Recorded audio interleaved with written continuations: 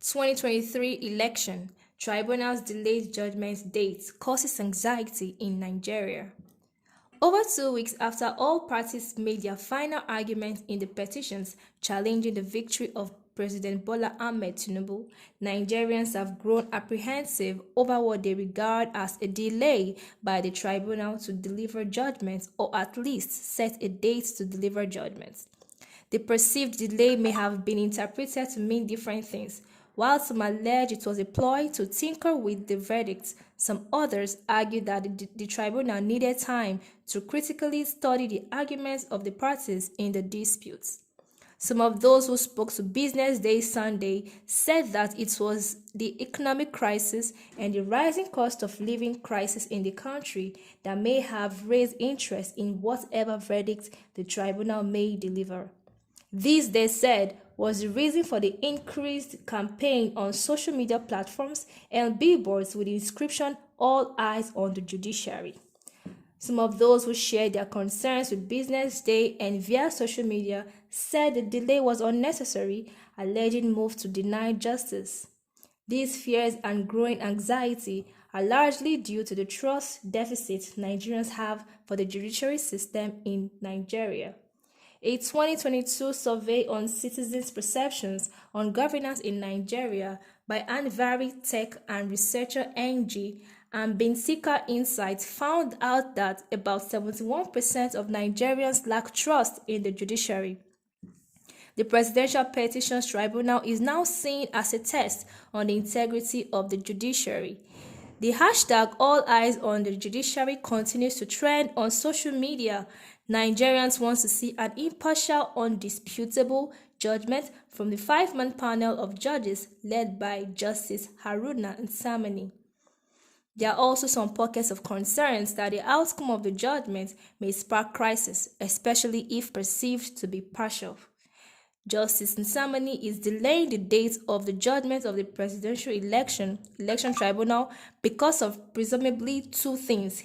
He and his colleagues want to stand with the Constitution and are ready to give undisputed judgment based on the evidence provided by the respondents, devoid of technicalities. He and his colleagues are looking for technicalities to undermine the institution called judiciary because of Bola Tinubu. Anyway,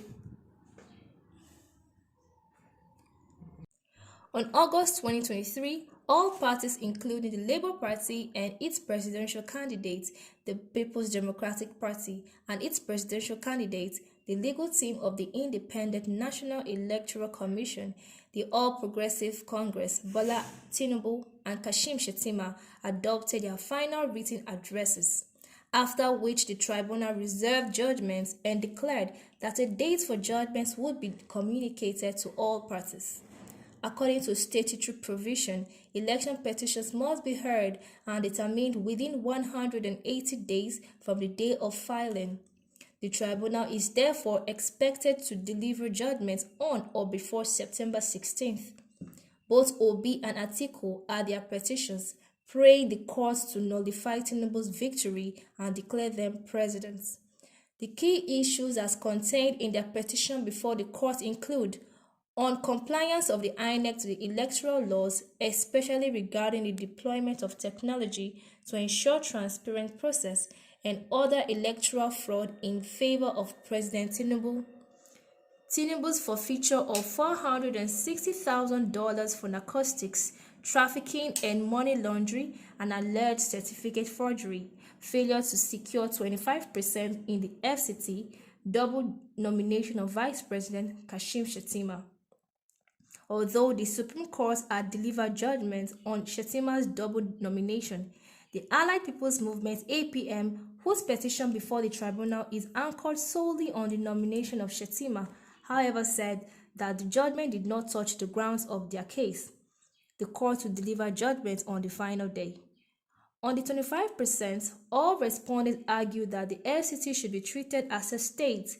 They declared that e-transmission of results, including the bimodal voter accreditation system, is not part of the coalition process, but just a process to enhance credibility, and that the glitch suffered did not impact on the election. They argued that Tinubu's forfeiture is civil and not a criminal case. In their defense, the Labour Party and its presidential candidates called a total of 13 witnesses and presented several electoral documents duly certified by the Independent National Electoral Commission, INEC, including 18,000 blood result sheets, while Atiku Abubakar presented 27 witnesses. The tribunal will consider all evidences and arguments before it and deliver its final judgment. Issue we have with the tribunal, you understand me? There are issues we have with the tribunal, and the issue is still there. You understand me? I want the tribunal to do the needful. You understand? They should remove this man legitimately. No, yes, because we have experienced war, we have experienced civil war. We wouldn't want to go back to that era. You understand me? But let them remove this man. This man has nothing to offer.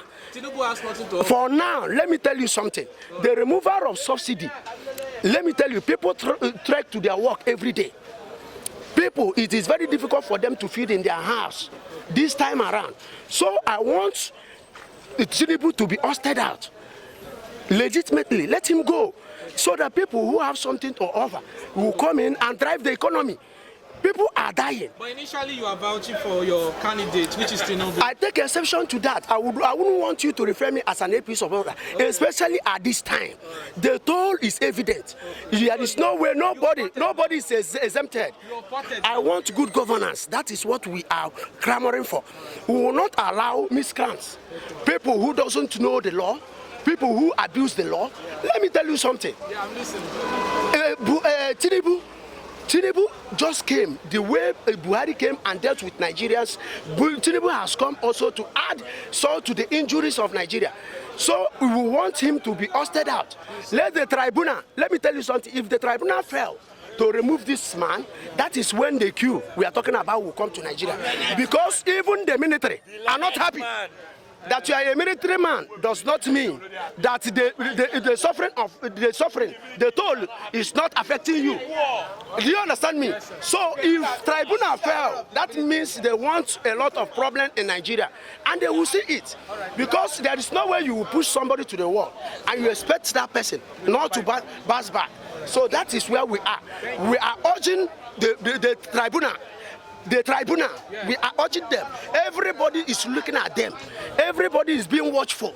If they fail to deliver the evidence of democracy by us,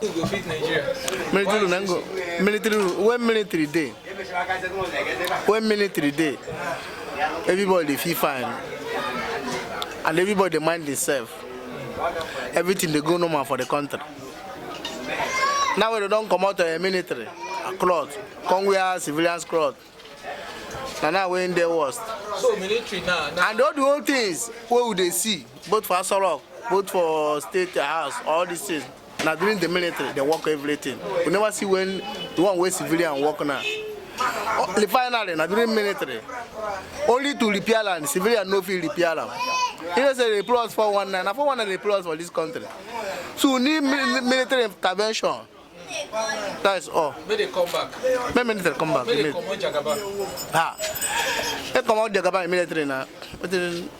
So if you know the implication of military coming back, say things no go day like before. Nah, no condition will go meet for this country. We go down where this one would there now. No go pattern this one now would there now. So military better pass this civilian. Military better.